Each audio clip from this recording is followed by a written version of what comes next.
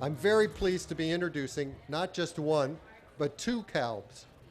This is a family that is familiar to many in this tent and well known to the larger Washington community. Marvin Kalb is an accomplished journalist, and for those of us of a certain age, he was a fixture on the nightly news. He covered many of the events recounted in their book in a broadcast career spanning more than 3 decades at CBS and NBC, including a time as anchor on Meet the Press.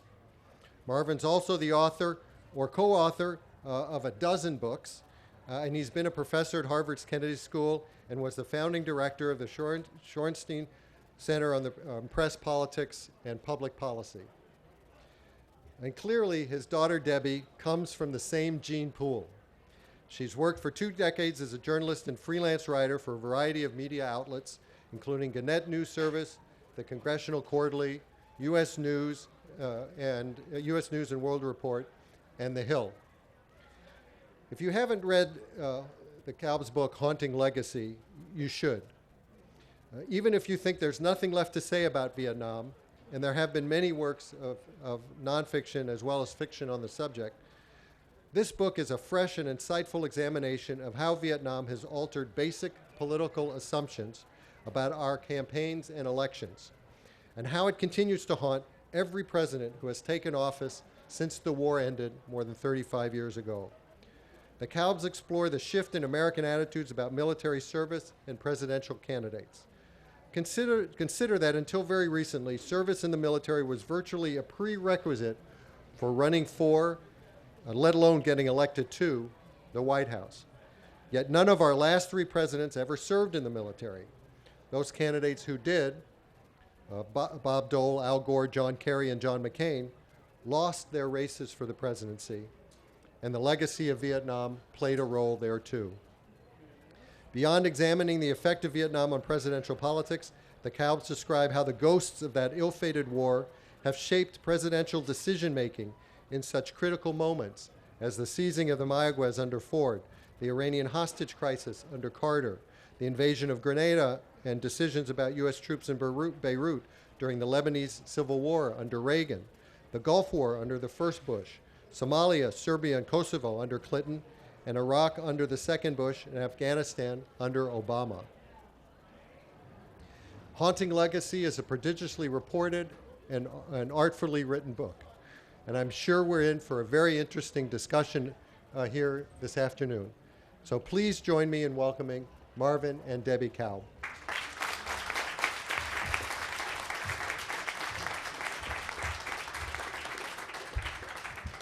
Thank you very much, ladies and gentlemen. It's a pleasure for us to be here with you, and it is an honor to be introduced by Bradley Graham, who before he became a successful businessman was a successful journalist working for the Washington Post. Where to start in a limited period of time? How many of you have read, I'm sure you have, either the Post or the New York Times in the last couple of days and come upon the phrase, Afghan good enough? Does the phrase mean anything to any of you, a couple of you? Let me try to explain what that's all about. When the United States went into Afghanistan, there were 2 reasons. One was to try to knock off al-Qaeda, which had launched the 9/11 attacks on the United States. The other was to dislodge, to kick out of power, the government that allowed al-Qaeda to set up its base in Afghanistan. Those 2 issues. Then, as under President George W. Bush, the U.S. operation expanded, the American goal in Afghanistan began to expand as well, to the point where we began to talk about the building of a democracy in Afghanistan. And that is all lovely, and everybody likes democracy, who doesn't? But can you do it, was the question. And what we try to do in Haunting Legacy was explain to the reader the way in which Vietnam, which ended on April 30, 1975, how that continues literally to haunt one president after another when the issue before him is a very simple and yet painful decision. and that is, here's a problem: do I send American forces to fight? Because every president is also a human being. And at the end of the day, he has to be able to say to himself that when he gets reports that 3 or 1 or 20 Americans were killed in an operation, that it was worth it. It was in the interest of the United States that that happened. And in Haunting Legacy, we go from the time when the war ended, at 1975, Gerald Ford was our president at that time, right to Obama. Obviously, we don't have the time to talk about the 7. Let me quickly talk about 2. And one of them is Ronald Reagan, the first. As I look around this crowd, I can tell that there are enough people there who remember that in October of 1983, 241 American Marines were blown to bits in Beirut by Islamic fanatics. They drove a truck full of dynamite into their barracks. The place blew up. They never had a chance. They were killed. Ronald Reagan was our president who, at that time, spoke about morning in America, spoke about the return of American power, that the world would understand that we're a superpower and can do great things. The most logical thing for Reagan to have done after the killing of 241 Marines is to go get the guys who did it. We knew exactly who did it. We had the intelligence to back it up. As a matter of fact, we even knew the hotel room where they were staying in the Lebanese town of Baalbek. And yet, Reagan decided to do nothing. And when he explained to friends later why he did nothing, he spoke about the fact that Vietnam has spooked, that's his word, not mine, has spooked the American people. We do not want to put the American people through another Vietnam-like experience. And everybody had told him that if we're to send troops into the Middle East, it's going to be hell. You will have no way of knowing how many troops you're going to have to send, how long they're going to be there, how many will be killed, for what purpose. To say simply revenge, it's nice, it's understandable, but it may not be enough. Reagan decided also that Vietnam had literally weakened the institution of the presidency, and he was not sure, deep down, whether, if he sent troops into the Middle East at that time, he would have the power himself to persuade Congress and the American people that it was the right thing to do. So Vietnam really hung over his head. Second president, quickly, that I want to talk about, I'd love even later to talk about others if you wish, but the second one obviously has to be Obama, because he's our guy right now. Let me tell you a couple of stories about Obama. In the summer of 2008, when he was running for president the first time, he decided to do what all American presidential candidates do, and that is to go to the war front. And so he was going to visit Afghanistan. This was July 2008. The flight from Andrews Air Force Base to Kuwait City takes 14 hours. It's a long time. He decided to take along 2 senators with him. One of them, Jack Reed, a Democrat from Rhode Island. The other was Chuck Hagel, a Republican from Nebraska, bipartisan. They're going to visit Afghanistan. One of them is running for president. What is the subject that they spoke about for 14 hours? The lessons of Vietnam. And the questions for Obama over and over again, well, what is it that Johnson did that I have to avoid? What did Nixon do that was good, that was bad, that I have to avoid? Time and time again, he kept pressing the two of them because Hagel had served in Vietnam, Purple Heart, 2 medals for bravery. Jack Reed, a West Point graduate, So he wanted their take, and they spent most of that time talking about Vietnam. When he came back, Obama, from Afghanistan, he did a speech before a veterans group in Miami. One of the things he said at that time was, Afghanistan is a war that we must win. And he repeated that phrase over and over again. Afghanistan, a war we must win. The minute he came in as president in January of '09, the first thing that was on his desk was a top secret report from the CIA saying that Afghanistan is about to collapse if we do not send additional American troops in there. Well, Obama, when the war was over in 1975, was 13 years old. He carried none of the baggage of Vietnam. It did not have to be on his mind, and yet it was. And one of the first things that ran through his mind was, I'm a Democrat, liberal. What happens if Afghanistan falls on my shift? One, rules out a second term. Two, it gives the Republicans, who had a great time running about who lost China back in 1949 with Harry Truman, he didn't want to give them that opportunity once again. So the first thing he did was send 17,000 additional troops to Afghanistan. 6 months later, he made the decision to send an additional 33,000 troops to Afghanistan. In '09, he was told by generals, including Petraeus, who is now the head of the CIA, but he was told at that time, not we can win, but we will not lose if you send these troops. And we give the Afghans a very good shot at building up their society. You remember there was a big deal that was made about women being educated in a Muslim society.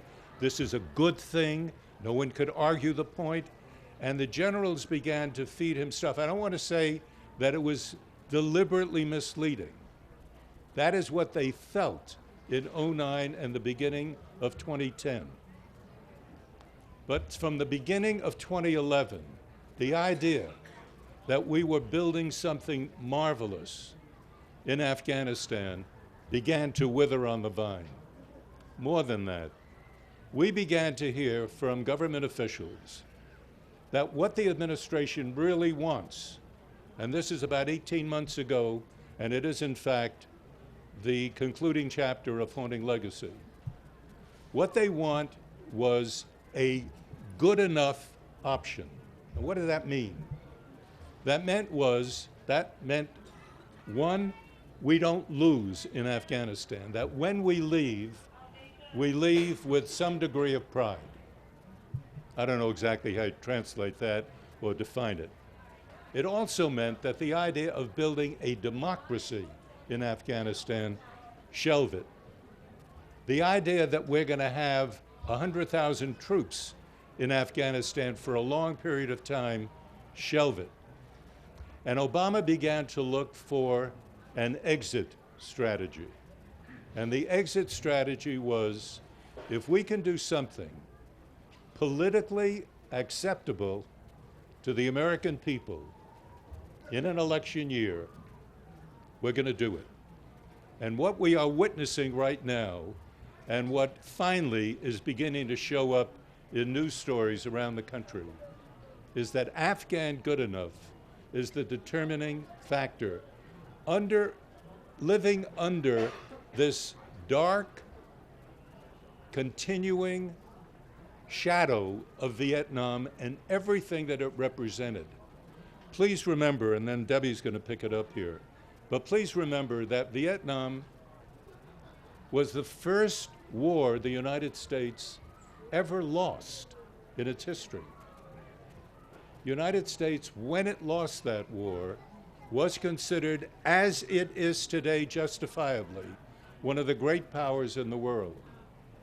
And yet this great power, nuclear armed, lost to North Vietnam, which Lyndon Johnson repeatedly described as a raggedy-ass little fourth-rate country. Now, when a great power loses a war to a raggedy-ass little fourth-rate country, someone has to pay. And what we're doing right now is paying in Afghanistan for the legacy of a lost war in Vietnam. Debbie, can you pick it up, please?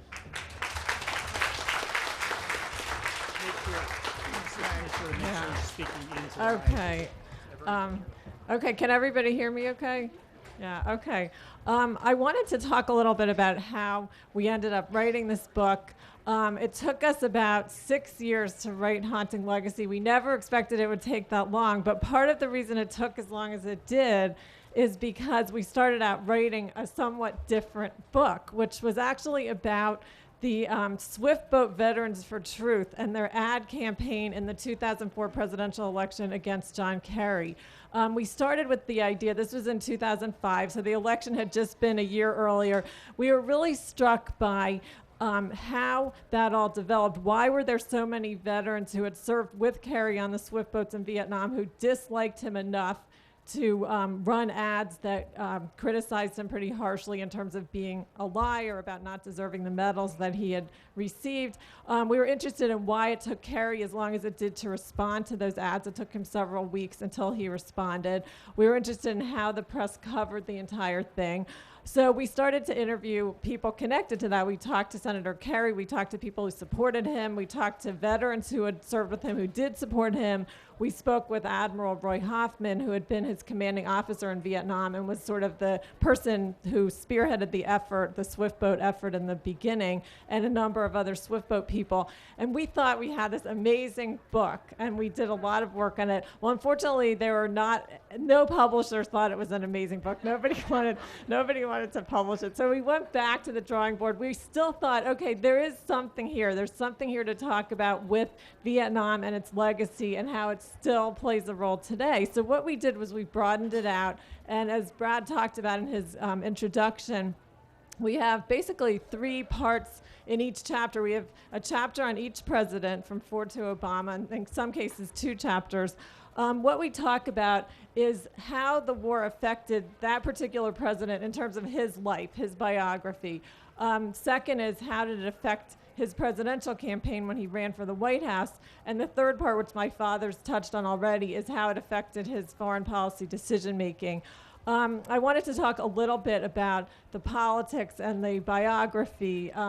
Really, where it gets very interesting is with the baby boom generation. That is the generation who first appeared on the national ticket in 1988 when Dan Quayle was selected to be George H.W. Bush's running mate. And this was at a convention in New Orleans, the Republican Convention 88. The big story was not what was going on in 1988. It was what had happened 19 years earlier when Dan Quayle had graduated from college in 1969 and had joined the Indiana National Guard. And that became the story coming out of that convention. Why did Quayle, who was a pretty hawkish senator, why did he not serve in Vietnam? Why did he join the National Guard? How did he get into the National Guard when it was pretty hard to get into at that point? So that really took over, and that became what people were talking about at that convention. And every 4 years subsequently, those issues of what someone did or didn't do during the Vietnam era have played a role in the coverage of the campaigns, with Bill Clinton, who basically jumped through hoops not to go to Vietnam, did a lot of switching around of his status, and didn't serve in the military, was very opposed to the war. And he, nevertheless, as Brad mentioned in his introduction, he defeated 2 people who had actually been World War II heroes in George H.W. Bush and Bob Dole. And then after that, you had the 2000 campaign where you had 2 baby boomers, Al Gore and George W. Bush, running against each other. Al Gore had served as an Army journalist in Vietnam. George W. Bush had served in the Texas Air National Guard. And once again, the person who had served in Vietnam did not end up in the White House, which happened again in 2004 with John Kerry and again in 2008 with John McCain. And by the way, in terms of Kerry, we do have a whole chapter on John Kerry and the Swift boats. If anybody's interested, it's chapter 8 of Haunting Legacy. So we were able to get that into the book, even though Kerry did not end up being the president. But we did feel that it was a really, really important story to tell as far as the legacy of Vietnam politically. And it's just very fascinating that when you look at who served in the White House earlier on, there was a whole series of World War II veterans who served. It sort of was almost, as Brad mentioned, a prerequisite for becoming president. That was not the case at all with Vietnam. And I find it'll be very interesting to see if somebody does end up running for national office who served in Iraq and Afghanistan, whether it will be more like the Vietnam effect, more like the World War II effect, or like something completely new that is very different from each of them. What I wanted to just conclude with, because I think we're getting to the time for questions, is to get back to the point of the good enough, which my father talked about. That's actually the last chapter of our book, is really the second Obama chapter, but it's called Good Enough. And it really deals with the quandary that the president is facing now in terms of how to get out of Afghanistan in a way that is considered good enough. So that it sort of takes us up to the present time. So now, I guess, we'd like to ask for questions now, please. Yeah, if anyone. Thank you very much. Thank you. There's a microphone here for those people who would like to ask a question here. Otherwise, we'll try to start over here. And I hope so.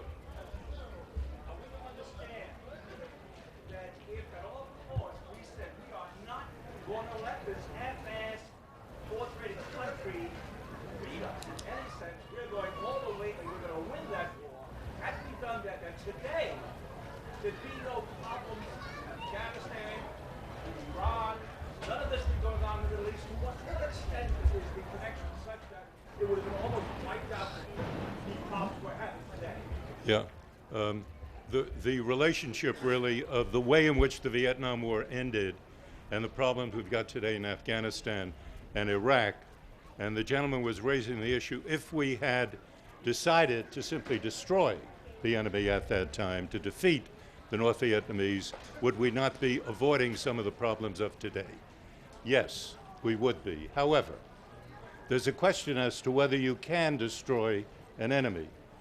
Believe me, when you send 548,000 American troops to South Vietnam, a small country in Southeast Asia, and their mission is to win the war, they're not there to play games. 58,000 of them died in that effort. They were not able to defeat the North Vietnamese because a decision had been made that we would not use nuclear weapons against North Vietnam. Why? Because if we did, which there was consideration of and shot down immediately, there was the fear that China and Russia, allies of North Vietnam, would enter the war. So we were not going to have any part of that. Yes, ma'am.